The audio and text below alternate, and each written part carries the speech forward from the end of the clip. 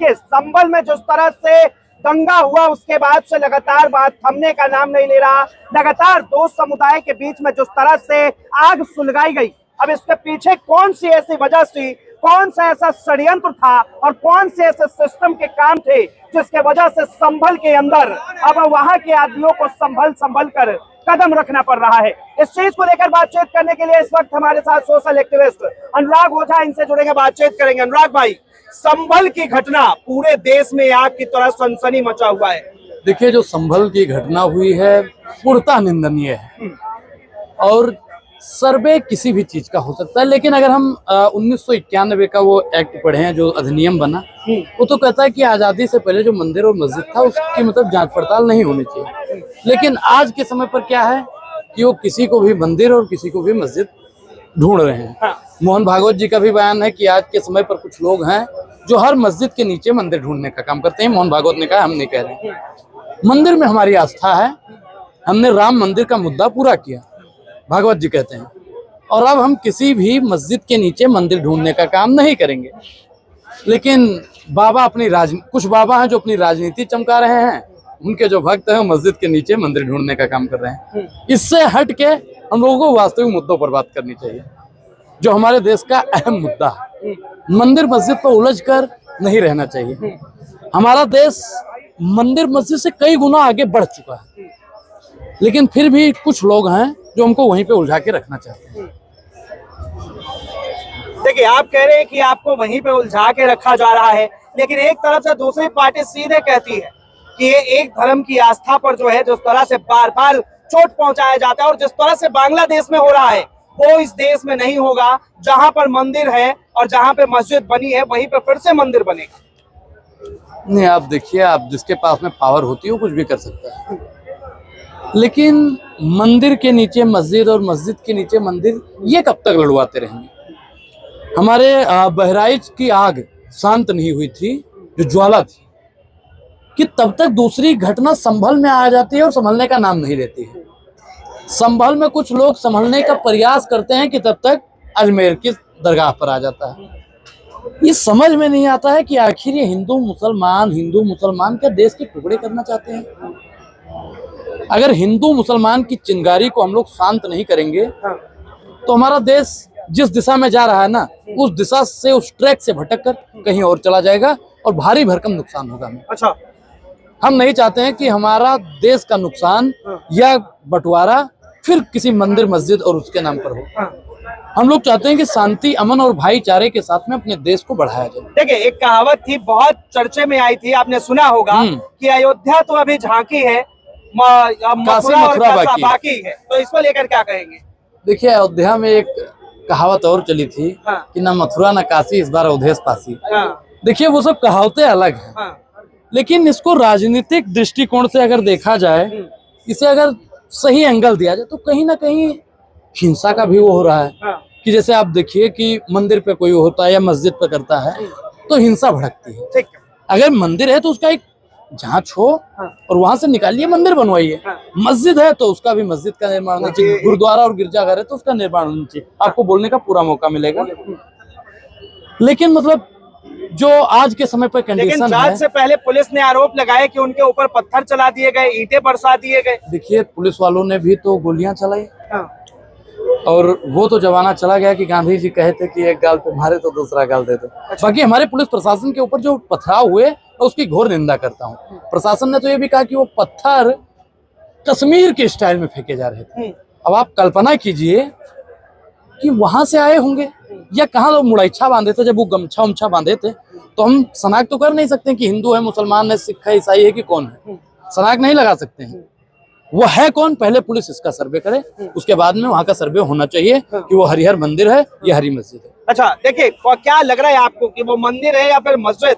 देखिए, मैं किसी और की बात नहीं करूंगा, कानून का पक्ष पहले रखूंगा। जब अयोध्या जजमेंट आई थी तो उसके लास्ट पृष्ठ पर ये लिखा हुआ है जजमेंट में कि अब के बाद किसी भी तरह के धार्मिक स्थल के मुद्दों को एंटरटेन नहीं किया जाएगा, चाहे मंदिर मस्जिद का कोई मुद्दा एंटरटेन नहीं किया जाएगा। नंबर एक बात ये, तो आप अयोध्या जजमेंट का पहले अनुसरण कीजिए। दूसरी बात है प्लेस ऑफ वर्शिप एक्ट की। तो जो ये धर्मस्थल अधिनियम 1991 का एक्ट है, उसके तहत भी यही है कि 15 अगस्त 1947 को जो स्थिति धार्मिक स्थानों की थी वो यथास्थित वही बनी बरकरार रहेगी। तो ये 2 कानून है। तीसरा एक और कानून मैं बताता हूँ अपनी तरफ से, मॉन्यूमेंट्स एक्ट है इंडिया का, जिसमें ये कहा जाता है 400 पता नहीं 500 साल पुरानी जो बिल्डिंग होती है वो 100 साल है नहीं, जितना भी है 300-400 साल है, वो राष्ट्रीय धरोहर के रूप में उसको रखा जाएगा। तो भैया उस हिसाब से भी तो इतने अच्छे अच्छे कानून हमारे पास है, तो मुझे नहीं लगता है कि यह आवश्यकता है कि हम ये मंदिर मस्जिद का मुद्दा दोबारा खड़ा करें। और ये मेरी ये मानता हूँ कि जो स्थानीय कोर्ट है उसके फैसले से मुझे भी आपत्ति है कि उन्होंने जो ये फैसला दिया कि भाई वहाँ पे सर्वे कराया जाए, अब फिर से सर्वे कराया जाए। ऐसे ही ऐतिहासिक भूलों को हम कब तक वो करते रहेंगे? इतिहास में तो बहुत कुछ हुआ है। अभी आप इतने आरएसएस ने तो एक पूरी लिस्ट बना रखी है कि वो इतने सारे मंदिर लेना चाहती है। अगर आप मंदिर लेना चाहेंगे तो फिर बौद्ध धर्म के भी खड़े हो जाएंगे कि अनुयायी की उन्होंने हमारे बौद्ध स्तूपों को तोड़ा गया था, तो अब हमें अपने मंदिर चाहिए। तो ऐसे तो ये झगड़ा कभी खत्म ही नहीं होगा और देश कभी आगे नहीं बढ़ पाएगा। तो देश को आगे बढ़ाना है, मुद्दा आधारित राजनीति को आगे बढ़ाना है, तो इन मुद्दों को छोड़ना पड़ेगा। हमने कहीं ना कहीं तो वो फ्लड गेट लगाना पड़ेगा ना। देखिए बीजेपी कहती है देश को आगे बढ़ाना है, लेकिन सनातन को भी पीछे नहीं छोड़ना है। देखिए सनातन को आगे लेके जाना, सनातन को आगे ले जाइए, कोई हमको दिक्कत है ही नहीं। आप सनातन का प्रचार प्रसार कीजिए, लेकिन कौन सनातन का प्रचार कर रहा है, कौन कितना हिंदू हितैषी है, हम सब जानते हैं। अभी महाराष्ट्र में सरकार बनी, आपको आज तक कई ट्वीट दिखाएंगे। महाराष्ट्र में इनकी सरकार बनती है और ये किसके लिए काम करते हैं? जो हिंदू हृदय सम्राट अपने आप को कहते हैं। मैं आपको दिखाऊंगा बिल्कुल सबूत के साथ में, 1 मिनट। अच्छा, मतलब सबूत लेकर आए हैं आप? बिल्कुल सबूत के साथ में आपको दिखाया जाए। की जहाँ तक बात है, तो ये जो तथाकथित शुभेच्छु बनते हैं हिंदुओं के, भारतीय जनता पार्टी और आरएसएस वाले, ये सिर्फ केवल अपनी राजनीतिक लक्ष्य को साधने के लिए ये धर्म का इस्तेमाल करते हैं। इनको असल में धर्म से कोई लेना देना नहीं। अगर है तो फिर जातीय जनगणना,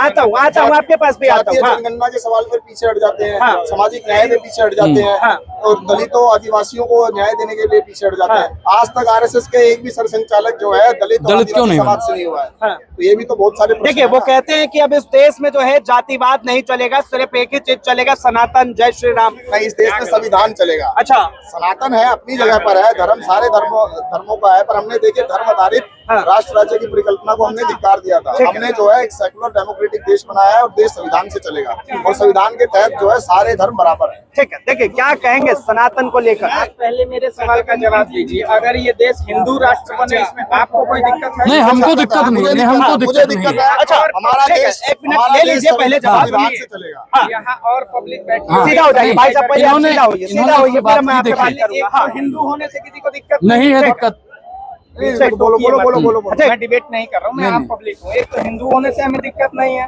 और दूसरा ये हिंदू राष्ट्र बने, इसमें तो सीना गर्व से। चलिए ठीक, इसका जवाब पहले। ठीक, मुझे दिक्कत है इससे। अच्छा, धर्म को जानना है, हिंदू देश को जानना है, तो जाके बनारस के इन यूट्यूबर्स को कहो कि बनारस की धरती पे एक बार घूमे। मैं 4 दिन पहले आया हूँ बनारस। गजब की सुगंध। हिंदू धर्म वो सिखाते हैं, हिंदू धर्म बांटना नहीं, हिंदू धर्म जोड़ना जानता है। अगर आप बट के कट के जो देश में हिंदू धर्म पर में प्रश्न उठाते हैं ना, वो कहे कि हिंदू है, जवाब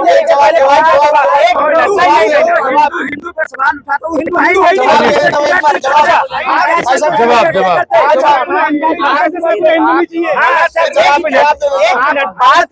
में फंसे हुए हैं हमारा। अच्छा, देश अब ऐसे नहीं है, देश